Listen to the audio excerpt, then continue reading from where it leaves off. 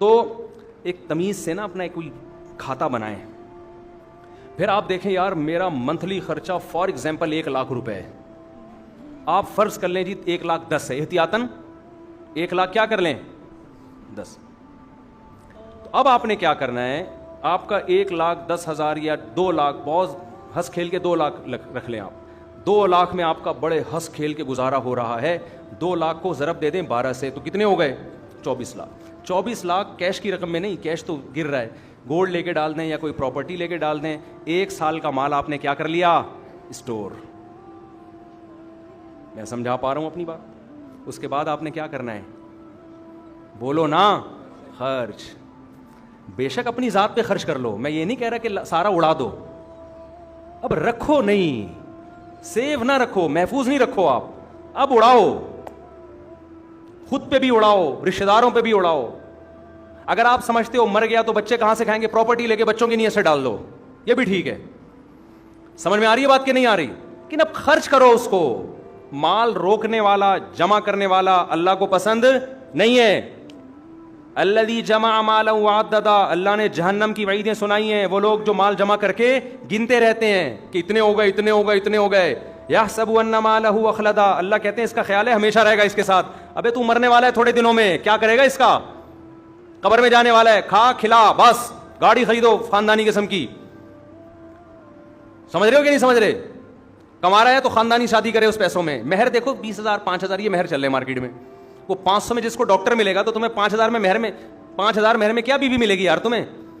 اب جن کو مل گئی ہیں ان کی قدر کریں. وہ ایسا نہ بولیں تو 5,000 میں آئی ہو بیگم, تمہارے ریٹ, وہ اس لیے آئی ہے مجبور تھی وہ بیچاری. ہو سکتا ہے وہ بڑی خاندانی ہو لیکن آج کل رشتے شارٹ ہے مارکیٹ میں, تو اس کو آپ زیادہ ہو جائے گی پھر. خیر, مہری مارکیٹ سے ایسے 5,000. پہلے زمانے میں تو بھائی مہر ہوتا تھا, مہر 10 تولے 15 تولے سونے ہوتے تھے, مکان لکھوایا جاتا تھا, عورت کی ویلیو تھی. اب وہ ویلیو کیا ہو گئی, اونے پونے. جہیز جا رہا ہے 15 لاکھ کا اور مہر کیا جا رہا ہے 25,000. ایک صاحب میرے پاس آئے کہ میری وائف کا مہر, بوڑھے تھے وہ, 25,000 تھا, میں نے دیا نہیں, اب کیا کروں میں نے کہا 25,000 کیا, وارثوں میں پان گٹکے لے کے کھلا دو اپنے بچوں کو, 2-4 سگریٹ کے ڈبے, 2-4 پان کھلا دو, مہر پورا ہو جائے گا. تو میں نے کہا ویسے 25,000 نہیں 25 روپے.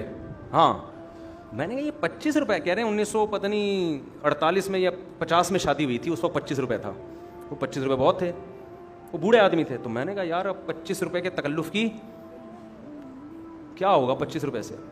پتہ نہیں ان کا مہر تھا, ان کے ابا کا یا ان کے دادا کا, وہ وراثت کے حکام پوچھ رہے تھے. میں نے کہا حضرت 25 روپے مجھے دے دو میں آپ کے بچوں کو لالی پاپ خرید کے دے دیتا ہوں اس سے. تو وہ مہر بھی نہیں دے رہے ہوتے, وہ بھی بیوی کے مرنے کے بعد. تو میرے بھائی رشتوں کو نبھانا اللہ کا حکم, تو اس میں اعتدال کیا ہے کہ اڑاؤ پیسہ, خرچ کرو, 1 سال کا کیا کر لو اسٹور کر لو, تاکہ دل بھی وہ نہ ہو نا, پریشان نہ ہو, سکون ہو. اس سے زیادہ تو خرچ کرو, اس سے زیادہ بھی خرچ نہیں کر رہے.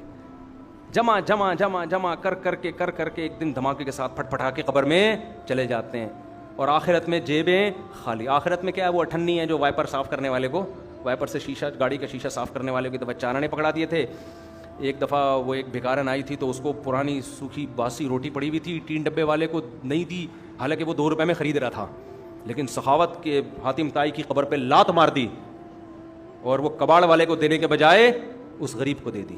تو قبر میں یہ چیزیں نکل کے آئیں گی, کچھ بھوسی ٹکڑے ہوں گے, ٹھیک ہے, اللہ اس کی بھی قدر کرتا ہے, لیکن آپ کے گناہ ان بھوسی ٹکڑوں سے بہت زیادہ وزنی ہیں. تو اتنا صدقہ کرو جتنے اپنے گناہ کو کیا کرنا ہے, معاف کرانا ہے. جیسے حرکتیں ہیں اس حساب سے آگے صدقہ ہونا چاہیے.